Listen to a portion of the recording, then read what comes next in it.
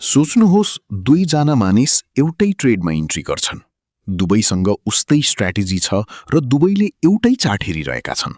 तर नतिजा एक ट्रेडर प्रफिटमा निस्किन्छ अनि अर्को ठूलो लसमा। तपाईँ सोचिरहनु भएको होला, जब सबै कुरा सेम छ भने फरक किन आयो? साथीहरू, फरक स्ट्र्याटेजीमा होइन, फरक माइन्डसेटमा हो। मार्केटमा जित्ने ट्रेडर त्यही हो जसले आफ्नो इमोसन्स कन्ट्रोल गर्न जान्दछ। किनकि सत्य के हो भने ट्रेडिङमा तपाईलाई नुक्सान स्ट्र्याटेजीले होइन, तपाईको सोचले, तपाईको फिलिङ्सले र तपाईको डिसिजन लिने तरिकाले गराउँछ। डर, लालच र ओभर कन्फिडेन्स, यी तीन दुश्मनले ठूला ठूला ट्रेडर्सलाई पनि गिराइदिन्छन्। यदि तपाईँ साँच्चै ट्रेडिङमा कन्सिस्टेन्ट प्रफिट चाहनुहुन्छ भने चार्ट्स, इन्डिकेटर्स र स्ट्र्याटेजी भन्दा पहिले तपाईले साइकोलोजी सिक्नुपर्छ। र यो भिडियोमा म तपाईलाई स्टेप बाई स्टेप त्यही ट्रेडिङ साइकोलोजी बुझाउने छु जसले तपाईलाई एक विनिङ ट्रेडरको माइन्डसेट दिनेछ। त्यसैले यदि तपाईँ पनि बारम्बार लसबाट हैरान हुनुहुन्छ र प्रफिटलाई आफ्नो बानी बनाउन चाहनुहुन्छ भने यो भिडियो अन्त्यसम्म अवश्य हेर्नुहोस्। किनकि आज हामी केवल चार्ट प्याटर्न वा सेटअपको कुरा गर्ने छैनौँ, बरु त्यो वास्तविक कारणको कुरा गर्नेछौँ जसको कारण 90% ट्रेडर्स मार्केटमा फेल हुन्छन्। र त्यो कारण हो ट्रेडिङ साइकोलोजी। ट्रेडिङ साइकोलोजीको मतलब हो ट्रेडिङ गर्दा तपाईको सोच्ने तरिका, तपाईका भावनाहरू र तपाईको डिसिजन लिने क्षमता। जब मार्केट माथि जान्छ, तपाईभित्र लालच जाग्छ। तपाईँ सोच्नुहुन्छ अलि अझै प्रफिट होला। जब मार्केट तल आउँछ, तपाईभित्र डर पैदा हुन्छ, कतै मेरो सारा पैसा डुब्ने त होइन। अनि यही दुई इमोसन्स, लालच र डर, हरेक ट्रेडरका सबैभन्दा ठूला दुश्मन हुन्। तपाईले सुन्नुभएको होला, मार्केट 80% साइकोलोजी हो र केवल 20% स्ट्र्याटेजी। यदि तपाईको साइकोलोजी स्ट्रङ छैन भने चाहे तपाईसँग दुनियाँकै सबैभन्दा राम्रो स्ट्र्याटेजी किन नहोस्, तपाईँ पैसा कमाउन सक्नुहुन्न। मानौ एक बिगिनर ट्रेडर छ, उसले चार्ट हेरेर इन्ट्री गर्छ, तर उसलाई यो थाहा हुँदैन कि सही ठाउँमा इन्ट्री कहाँ हो र एक्जिट कहाँ गर्नुपर्छ। त्यसैले ऊ गलत ठाउँमा इन्ट्री गर्छ। प्राइस उसको विरुद्ध जान्छ र उसलाई लस हुन्छ। अब उसको मनमा डर बस्छ। अर्को पटक जब सही इन्ट्रीको मौका आउँछ, ऊ ट्रेड नै लिँदैन, केवल यसैले कि कतै फेरि लस नहोस्। यही डरले उसको ग्रोथ रोकिदिन्छ। अब एक प्रोफेसनल ट्रेडरलाई हेर्नुहोस्, उसले पनि लस गर्छ, तर फरक के हो भने उसँग एउटा क्लियर प्लान हुन्छ। ऊ इन्ट्री त्यति बेला मात्र गर्छ जब उसको सेटअप कन्फर्म हुन्छ। ऊ स्टप लस पहिल्यै सेट गर्छ र टार्गेट पनि डिफाइन गर्छ। उसँग कन्फिडेन्स हुन्छ। यदि लस पनि भयो भने सानो हुन्छ, तर प्रफिट ठूलो हुन्छ। यही माइन्डसेटले उसलाई हरेक पटक स्ट्रङ बनाउँछ। अहिलेसम्म तपाईले बुझिसक्नुभयो होला कि ट्रेडिङ साइकोलोजी के हो र यो किन यति जरुरी छ। चार्ट्स र इन्डिकेटर्सले तपाईलाई इन्ट्री र एक्जिट त बताउँछन्, तर कुन इन्ट्रीमा टिकिरहनु छ र कुन इन्ट्रीबाट तुरुन्त निस्किनु छ त्यो तपाईको साइकोलोजीले तय गर्छ। अब जानौं ट्रेडिङ साइकोलोजीको सबैभन्दा पहिलो च्यालेन्ज, फियर अर्थात् डरको बारेमा। कसरी डरले एक बिगिनर ट्रेडरलाई बारम्बार नोक्सान गराउँछ र एक प्रोफेसनल ट्रेडरले त्यही डरलाई आफ्नो फेभरमा प्रयोग गर्छ। जब कुनै नयाँ ट्रेडर मार्केटमा आउँछ, उसको मनमा सबैभन्दा ठूलो चिन्ता यही हुन्छ, यदि मैले ट्रेड लिएँ र लस भयो भने। अर्थात् ऊ प्रफिट भन्दा पहिले लसको बारेमा सोच्न थाल्छ अनि यही सोचले उसको साइकोलोजी कमजोर बनाइदिन्छ। मार्केटमा डरको सबैभन्दा ठूलो कारण हो अनिश्चितता, किनकि कसैलाई थाहा हुँदैन कि अर्को क्यान्डल हरियो बन्छ कि रातो। तर फरक के हो भने प्रोफेसनल ट्रेडर यो अनसर्टेनिटीलाई एक्सेप्ट गर्छ अनि बिगिनर ट्रेडर यसैलाई डर बनाउँछ।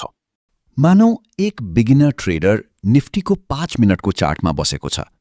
चार्ट हेरेर उसलाई लाग्छ कि मार्केट माथि जान्छ अनि ऊ बाई गरिदिन्छ। तर रियालिटी के हो भने मार्केट डाउन ट्रेन्डमा थियो। अब प्राइस तल झर्न थाल्छ र उसको अकाउन्टमा लस देखिन थाल्छ। उसको डर झन बढ्छ, कतै पूरा पैसा नडुबोस्। अर्को पटक जब सही इन्ट्रीको मौका आउँछ, ऊ डरकै कारण ट्रेड नै लिन सक्दैन। अब अर्कोतर्फ प्रोफेसनल ट्रेडरलाई हेर्नुहोस्, ऊ पनि त्यही चार्टमा बसेको छ, तर उसले ट्रेन्ड आइडेन्टिफाई गर्यो, सपोर्ट र रेजिस्टेन्स लेभलहरू हेर्यो र सेटअप कन्फर्म भएपछि मात्रै इन्ट्री लियो। उसले ट्रेडमा जानु अघि नै स्टप लस र टार्गेट सेट गरिदियो। त्यसैले मार्केट उसको विरुद्ध गए पनि उसलाई थाहा छ मेरो लस लिमिटेड छ। यही कन्फिडेन्सले उसलाई डरबाट बचाउँछ।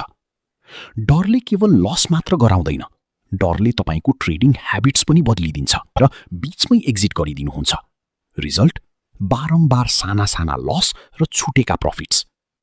अब सवाल छ डरलाई कन्ट्रोल कसरी गर्ने? केही सिम्पल स्टेप्स छन्। पहिलो, सही सेटअपको प्रतीक्षा गर। मार्केटले हरेक मिनेट अपर्च्युनिटी दिन्छ, तर हरेक अपर्च्युनिटी तपाईँका लागि सही हुँदैन। यदि तपाईँको सेटअप बनेको छैन भने ट्रेड नलिनुहोस्। जबसम्म तपाईँको सेटअप कन्फर्म हुँदैन तबसम्म वेट गर्नुहोस्। दोस्रो, स्टप लसको प्रयोग गर्नुहोस्। स्टप लसले तपाईँको डरलाई अटोमेटिकली कम गरिदिन्छ, किनकि तपाईँलाई पहिल्यै थाहा हुन्छ कि वर्स्ट केसमा पनि तपाईँको नोक्सान त्यति मात्रै हुनेछ जति तपाईँले प्लान गर्नुभएको छ। तेस्रो, सानो लसलाई एक्सेप्ट गर्न सिक्नुहोस्। लस ट्रेडिङको हिस्सा हो। यस्तो कुनै ट्रेडर छैन जसले लस नगरेको होस्। फरक यति मात्रै हो कि प्रो ट्रेडरले लसलाई सानो राख्छ र प्रफिटलाई ठूलो। चौथो, लट साइज कन्ट्रोल गर्नुहोस्। धेरैजसो डर त्यति बेला आउँछ जब तपाईँको पोजिसन तपाईँको क्यापेसिटी भन्दा ठूलो हुन्छ। यदि तपाईँ 10 लट लिइरहनु भएको छ र हरेक मुभमा 1000 रुपियाँको प्रफिट लस भइरहेको छ भने डर लाग्नु नर्मल हो। सोल्युसन सिम्पल छ। त्यति मात्रै क्वान्टिटी ट्रेड गर्नुहोस् जुन तपाईँले साइकोलोजिकली र फाइनान्शियली ह्यान्डल गर्न सक्नुहुन्छ। बिगिनर ट्रेडर डरका कारण गलत फैसला लिन्छ, गलत इन्ट्री गर्छ, सही मौका मिस गर्छ वा छिट्टै एक्जिट गरिदिन्छ। तर प्रोफेसनल ट्रेडर डरलाई म्यानेज गर्छ। उसले लसलाई एक्सेप्ट गर्छ, सही सेटअपको प्रतीक्षा गर्छ र स्टप लस लगाएर कन्फिडेन्सका साथ ट्रेड गर्छ। साथीहरू, यदि डरले तपाईँलाई लस गराउँछ भने लालचले तपाईँको प्रफिट खान्छ। ग्रीड त्यति बेला झन डेन्जरस हुन्छ जब एक दुई साना प्रफिट्स पाएपछि ट्रेडर ओभर कन्फिडेन्समा आएर सोच्न थाल्छ, आज त मार्केट मेरो हातमा छ, जति चाहन्छु त्यति कमाउन सक्छु। अनि यही सोचले उसलाई बारम्बार ट्रेड गर्न बाध्य बनाउँछ, जसलाई हामी ओभर ट्रेडिङ भन्छौँ। मानौ तपाईले बिहान एउटा राम्रो ट्रेड लिनुभयो र 800 रुपैयाँको प्रफिट बनाउनु भयो। अब आइडियली तपाईँ खुसी हुनु पर्थ्यो र आफ्नो दिन यही समाप्त गर्नु पर्थ्यो। तर दिमाग भन्छ 800 मिल्यो, अब 200 अझै कमाऊ भने आज 1000 पूरा हुन्छ। अनि तपाईँ सेटअप नहेरी अर्को ट्रेड लिनुहुन्छ र त्यो -500 लस हुन्छ। अब दिमाग भन्छ यो 500 रिकभर गर्नुपर्छ। फेरि अर्को ट्रेड लिनुहुन्छ, फेरि लस हुन्छ। अनि बिस्तारै तपाईँ प्रफिटबाट लसमा पुग्नुहुन्छ। यही हो लालचको जाल, हेभी क्वान्टिटीको लालच। ग्रीड केवल एक्स्ट्रा ट्रेड लिनुमा मात्र हुँदैन, हेभी क्वान्टिटीमा पनि हुन्छ। ट्रेडर सोच्छ, यदि म एक लटमा 1000 कमाउन सक्छु भने 10 लटमा 10,000 किन होइन? तर रियालिटी के हो भने जति क्वान्टिटी बढ्छ उति नै तपाईको साइकोलोजिकल प्रेसर बढ्छ। अब हरेक मुभमेन्ट तपाईको दिमागमा ह्यामर जस्तै लाग्छ।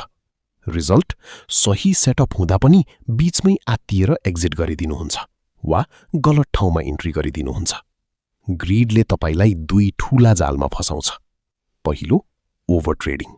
दोस्रो, आफ्नो क्यापेसिटी भन्दा बढी क्वान्टिटी लिनु ताकि छिट्टै ठूलो पैसा बनोस्। यी दुवै ह्याबिट्स सर्ट टर्ममा एक्साइटिङ लाग्छन्, तर लङ टर्ममा यिनैले तपाईको अकाउन्ट खाली गरिदिन्छन्। अब जानौ ग्रीडलाई कन्ट्रोल कसरी गर्ने। डेली टार्गेट र लिमिट सेट गर्नुहोस्।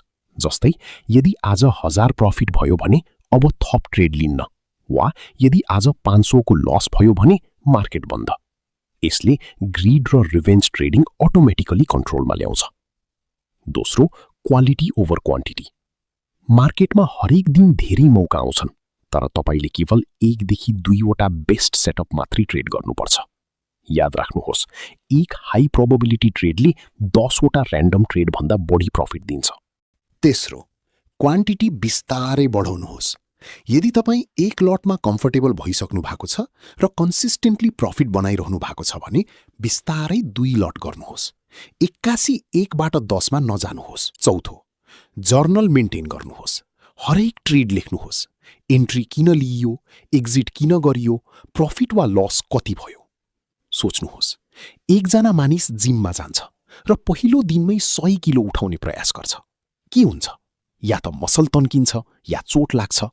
तर यदि त्यही मानिसले हरेक दिन डिसिप्लिनका साथ बिस्तारै वेट बढाउँछ भने एक दिन आरामले 100 किलो उठाउँछ। ट्रेडिङ पनि ठ्याक्कै त्यस्तै हो। यदि तपाईँ हेभी क्वान्टिटीबाट सुरु गर्नुहुन्छ भने टुट्नुहुन्छ, तर बिस्तारै बढाउनुहुन्छ भने कन्सिस्टेन्ट प्रफिट बनाउन सक्नुहुन्छ। साथीहरू, अहिलेसम्म तपाईँले डर र लालचका बारेमा बुझ्नुभयो, तर अब हामी त्यो टपिकमा आउँछौँ जुन हरेक ट्रेडरका लागि लाइफ ज्याकेट जस्तै हो, र त्यो हो स्टप लस, रिस्क म्यानेजमेन्ट र डिसिप्लिन। सोच्नुहोस्, यदि तपाईँ कार चलाइरहनु भएको छ र कारमा ब्रेकै छैन भने के तपाईँ कन्फिडेन्टली ड्राइभ गर्न सक्नुहुन्छ? बिल्कुल सक्नुहुन्न। स्टप लस ट्रेडिङमा तपाईँको ब्रेक हो। यसले तपाईँलाई मार्केटको एक्सिडेन्टबाट बचाउँछ। तर बिगिनर्सले सबैभन्दा ठूलो गल्ती यही गर्छन्। उनीहरू स्टप लस नै लगाउँदैनन्। उनीहरूको सोच हुन्छ मार्केट रिभर्स हुन्छ, अलि अझै वेट गरौँ, अनि यही प्रतीक्षामा सानो लस एक दिन ठूलो लस बन्छ। प्रोफेसनल ट्रेडरले हरेक ट्रेडमा स्टप लस लगाउँछ, किनकि उसलाई थाहा छ लस कन्ट्रोल गर्नु त्यत्तिकै इम्पोर्टेन्ट छ जति प्रफिट बनाउनु। अब जानौँ रिस्क म्यानेजमेन्ट, ट्रेडिङको असली गेम।